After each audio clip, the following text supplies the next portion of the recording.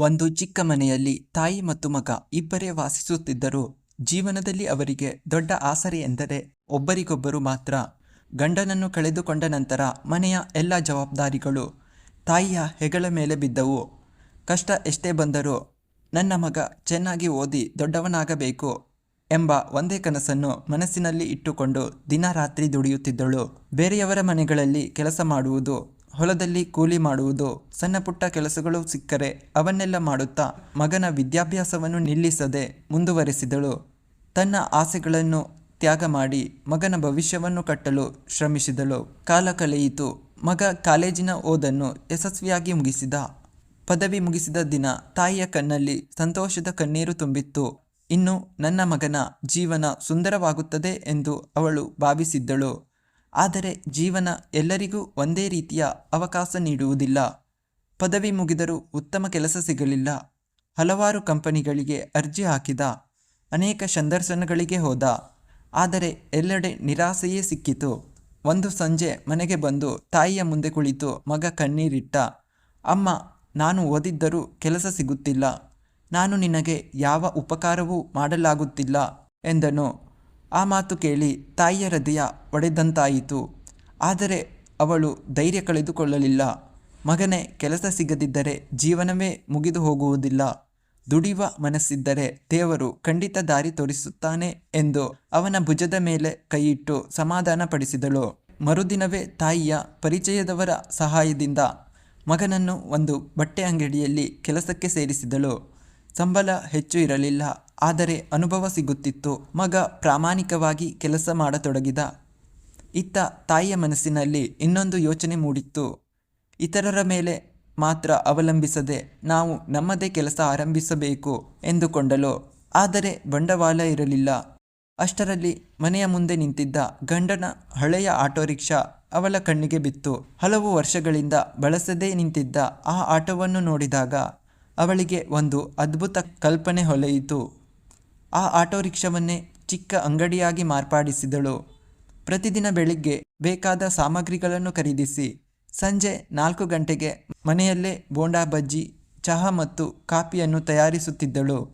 ಸಂಜೆ 4:30ರಿಂದ 7:30ವರೆಗೆ ಜನಸಂದಣಿ ಹೆಚ್ಚಿರುವ ರಸ್ತೆಯ ಬದಿಯಲ್ಲಿ ತನ್ನ ಆಟೋ ಅಂಗಡಿಯನ್ನು ತೆರೆಯುತ್ತಿದ್ದಳು.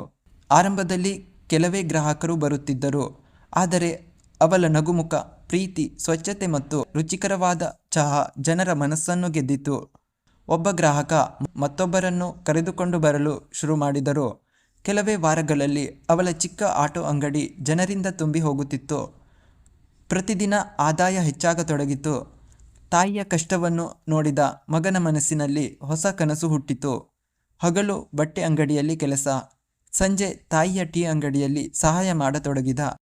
ಅವನು ಗ್ರಾಹಕರೊಂದಿಗೆ ಹೇಗೆ ಮಾತನಾಡಬೇಕು, ಹಣದ ಲೆಕ್ಕ ಹೇಗೆ ಇಡಬೇಕು, ಗುಣಮಟ್ಟವನ್ನು ಹೇಗೆ ಕಾಪಾಡಬೇಕು ಎಂಬುದನ್ನು ಕಲಿತ.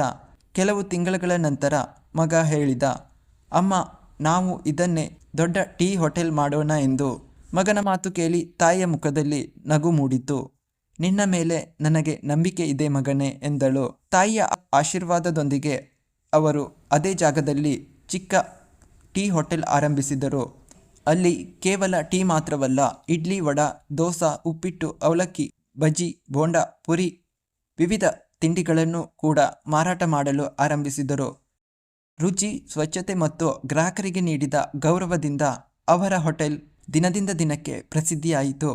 1 ಹೋಟೆಲ್ 2 ಹೋಟೆಲ್ ಆಯಿತು, 2 ಹೋಟೆಲ್ 5 ಹೋಟೆಲ್ ಆಯಿತು. ಕೆಲವೇ ವರ್ಷಗಳಲ್ಲಿ ಮಗ ದೊಡ್ಡ ಹೋಟೆಲ್ ಉದ್ಯಮಿಯಾದ. ಒಮ್ಮೆ ಕೆಲಸಕ್ಕಾಗಿ ಅಲೆದಾಡುತ್ತಿದ್ದ ಯುವಕ ಇಂದು ನೂರಾರು ಜನರಿಗೆ ಉದ್ಯೋಗ ನೀಡುವ ಉದ್ಯಮಿಯಾಗಿ ಬೆಳೆದ. ಒಂದು ದಿನ ವೇದಿಕೆಯಲ್ಲಿ ಸನ್ಮಾನ ಸ್ವೀಕರಿಸುತ್ತಿದ್ದಾಗ ಅವನನ್ನು ಕೇಳಿದರು, ನಿಮ್ಮ ಯಶಸ್ಸಿನ ರಹಸ್ಯ ಏನು ಎಂದು. ಅವನು ನಗುತ್ತಾ ತನ್ನ ತಾಯಿಯನ್ನು ವೇದಿಕೆಯ ಮೇಲೆ ಕರೆದು ಹೇಳಿದ, ನನ್ನ ಯಶಸ್ಸಿನ ಹಿಂದೆ ಯಾವುದೇ ದೊಡ್ಡ ಶ್ರೀಮಂತನಿಲ್ಲ. ನನ್ನ ತಾಯಿಯ ಕಷ್ಟ, ತ್ಯಾಗ ಮತ್ತು ಆಶೀರ್ವಾದ ಮಾತ್ರ ಇದೆ. ಕೆಲಸ ಸಿಗಲಿಲ್ಲ ಎಂದು ನಾನು ಸೋತಿದ್ದೆ, ಆದರೆ ನನ್ನ ತಾಯಿ ಎಂದಿಗೂ ಸೋಲಲಿಲ್ಲ. ಗಂಡನ ಹಳೆಯ ಆಟೋ ರಿಕ್ಷಾವನ್ನೇ ತನ್ನ ಜೀವನದ ಮೊದಲ ಟೀ ಅಂಗಡಿಯಾಗಿಸಿದ್ದಳು ನನ್ನ ತಾಯಿ ಎಂದನು. ಆ ಮಾತು ಕೇಳಿ ಅಲ್ಲಿದ್ದ ಪ್ರತಿಯೊಬ್ಬರ ಕಣ್ಣುಗಳು ತೇವಗೊಂಡವು. ತಾಯಿಯ ಮುಖದಲ್ಲಿ ಹೆಮ್ಮೆಯ ನಗು ಮೂಡಿತ್ತು. ಅವಳು ಮೌನವಾಗಿ ಆಕಾಶದ ಕಡೆಗೆ ನೋಡಿದಳು. ಇಂದು ನನ್ನ ಗಂಡ ಇದ್ದಿದ್ದರೆ ಎಷ್ಟು ಸಂತೋಷಪಟ್ಟಿರಬಹುದಿತ್ತು ಎಂದು ಮನದಲ್ಲೇ ಹೇಳಿಕೊಂಡಳು. ಆ ದಿನದಿಂದ ಮಗ ತನ್ನ ಪ್ರತಿಯೊಂದು ಹೋಟೆಲ್ನ ಮೊದಲ ಕಪ್ ಟೀಯನ್ನು ತಾಯಿಯ ಕೈಗೆ ನೀಡುವುದನ್ನು ಸಂಪ್ರದಾಯ ಮಾಡಿಕೊಂಡ.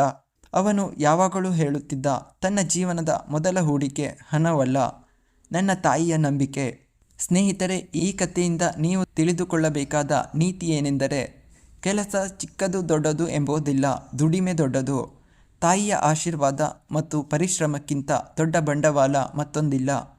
ಉದ್ಯೋಗ ಸಿಗದಿದ್ದರೆ ಉದ್ಯಮ ಆರಂಭಿಸುವ ಧೈರ್ಯ ಇರಬೇಕು.